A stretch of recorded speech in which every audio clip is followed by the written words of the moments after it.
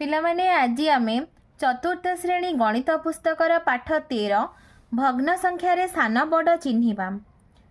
दीपाली और मिताली दुई भौणी। दिने दीपाली कागज आनी ताको समान समान भागरे भांगी चलिला और मिताली प्रतिथर गोटे भाग को पेंसिल रे रंग कला। आस देखिबा कागज रे से माने किपरि रंग कले।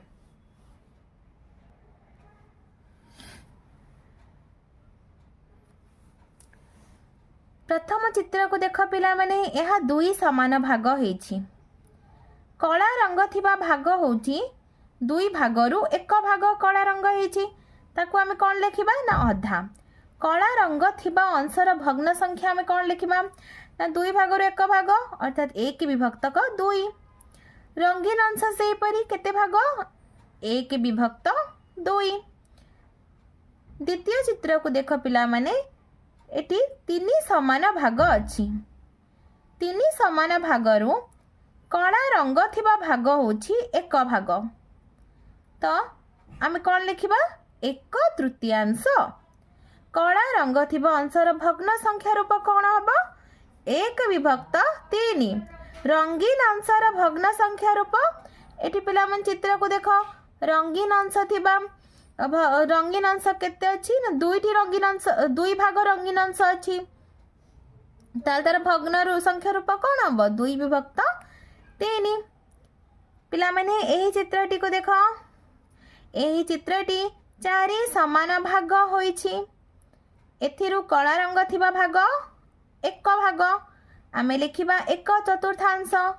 कला रंग थिबा अंशर भग्न संख्या रूप कोन हबो चारि भागरु एक भाग कला अंश तो एक विभक्त चारि।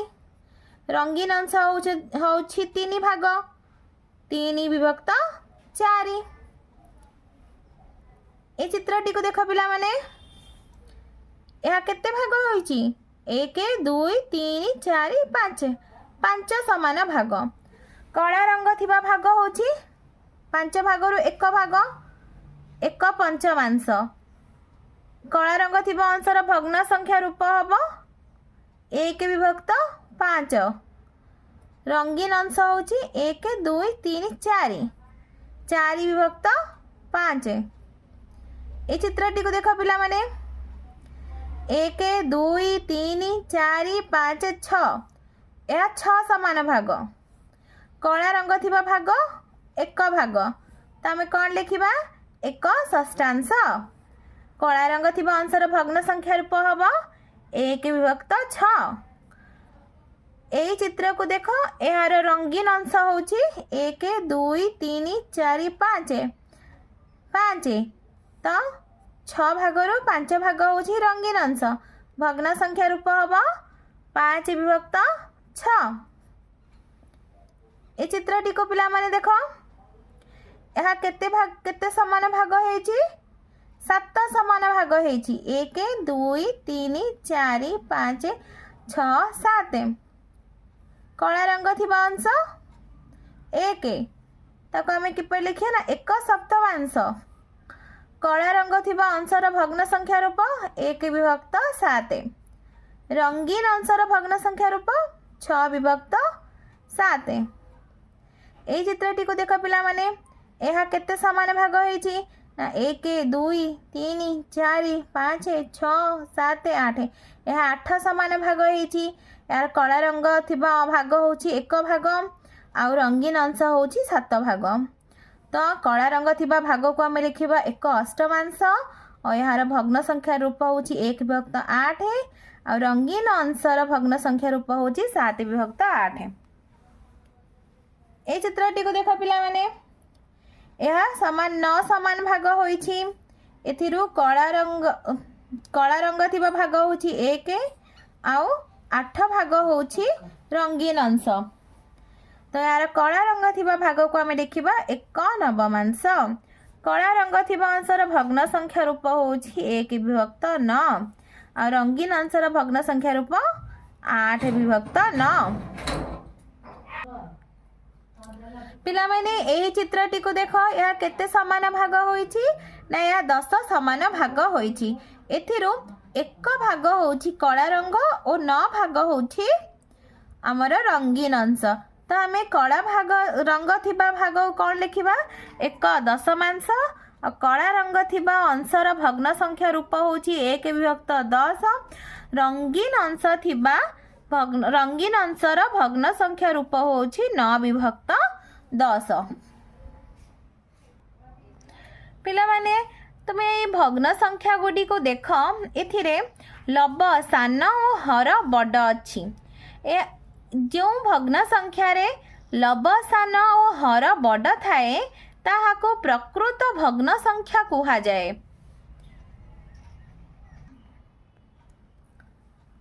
तुम्हें लिखिथिबा प्रत्येक भग्न संख्यार लब और हर मध्यरे किए बड़ किए सान लेख। जेपरी 1/8 रे हर ठारू लब सान सेहीपरि 2/8 रे हर ठारू लब सान हर ठारू लब सान अटे। सेहीपरि 5/8 रे हर ठारू लब सान 5/8 रे 5 होची लब 8 होची हर हर ठारू लब सान। 3/8 रे 3 होची लब 8 होची हर हर ठारू लब सान। 6 विभक्त 8 रे हर ठारू लब सान। 4 विभक्त 8 रे हर ठारू लब सान। 7 विभक्त 8 रे हर ठारू लब सान। ये समस्ते होचंती प्रकृत भग्न संख्या। पिला माने एठु देख एठी कौन देछि ना वर्तमान तळे थिबा शून्य स्थान पूरण कर। 1 विभक्त 8 ठारू 3 विभक्त 8 बड़ केमिति ना एठी देख एठी हर समान अछि तेणु तमे लब देखिबो जहार लब बड़ जो भग्न संख्यार लब बड़ से ही भग्न संख्याटी अन्य ठारू बड़। एठी 3 बड़ तेणु 3 विभक्त 8 1 विभक्त 8 ठारू बड़। से परी 2 विभक्त 8 ठारू 3 विभक्त 8 बड़। 1 विभक्त 8 ठारू 5 विभक्त 8 बड़। 5 विभक्त 8 ठारू 2 विभक्त 8 सान।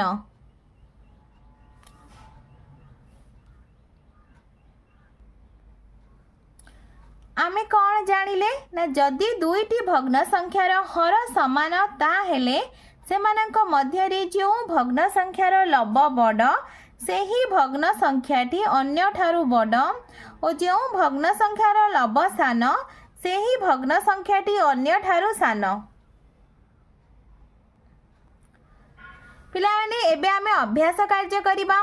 1 नंबर क हर को 7 नहीं जेते गुडिये प्रकृत भग्न संख्या लेखा जाई पारे से गुडिक लेख।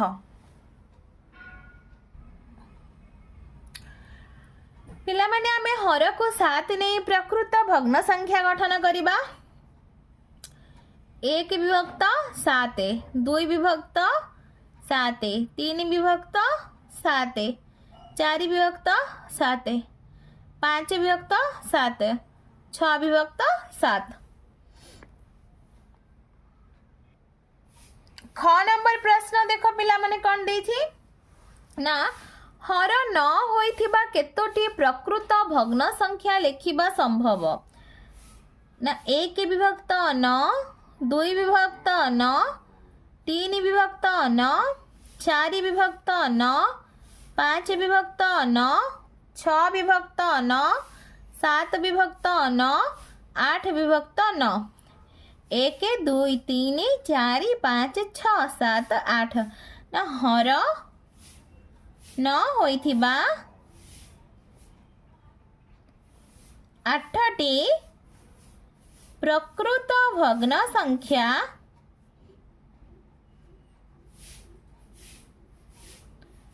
लेखिबा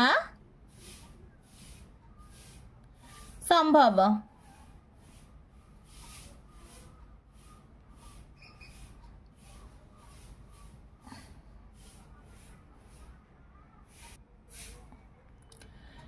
2 नंबर बंधनी मध्यरु ठीक संख्या बाछि खाली घरे लेख जेमिति कि एक प्रकृत भग्न संख्या गठन हेब 8 विभक्त प्रकृत भग्न संख्या क्या कह जाए ना जो भग्न संख्या रे लब सान और हर बड़ थाए तो 5 9 और 10 भितर आम कौन लिखा ना 9 लिखा 8 विभक्त 9 1 विभक्त 2 5 विभक्त 6 3 विभक्त 4 1 विभक्त 10 5 विभक्त 6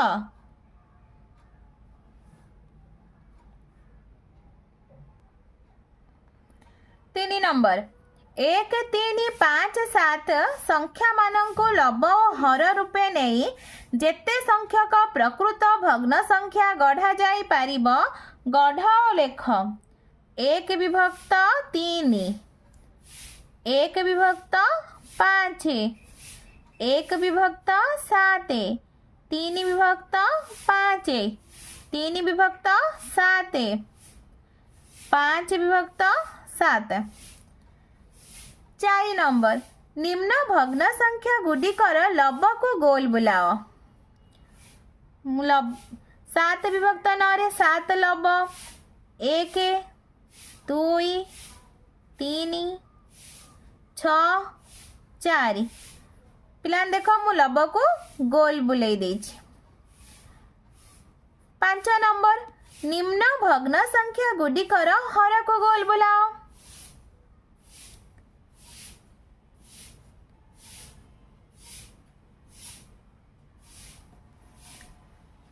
6 नंबर उपयुक्त भग्न संख्या लेख 2 विभक्त 5 4 विभक्त 7 7 विभक्त 9 3 विभक्त 5 8 विभक्त 9 1 विभक्त 10 पिला माने 7 नंबर देख छवि देखी खाली घर पूरण कर क नंबर रेखा चिन्हित अंश केते पिला माने चित्रटी को आगे देख या केते समान भाग होईची ना 1 2 3 4 5 6 7 यह 7 समान भाग होईची एथरो रेखा चिन्हित अंश होची 2 तो केते लिखिबा हमें 2 विभक्त 7